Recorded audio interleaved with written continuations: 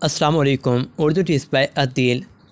दूध को ख़राब होने से कैसे बचाया जा सकता है। उर्दू टिप्स बाय अदील को सब्सक्राइब कीजिएगा। ज़ुबैदा आपा का एक अच्छा सा टोटका आपकी खिदमत में हाज़िर है।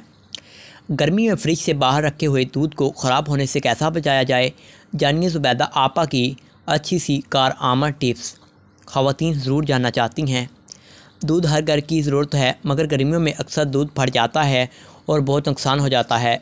आजकल तो आपको पता है कि दूध का रेट 100-120 तक पहुंच चुका है।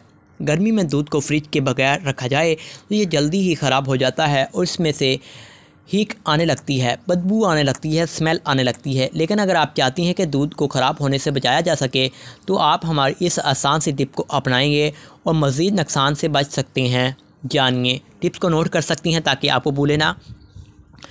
दूध जिस पतीली में गर्म करने के लिए रखती हैं, इसको अच्छी तरह पहले धो लें और इसके चारों तरफ 1 चम्मच पानी डाल लें। फिर इसमें दूध डालकर उबाल लें।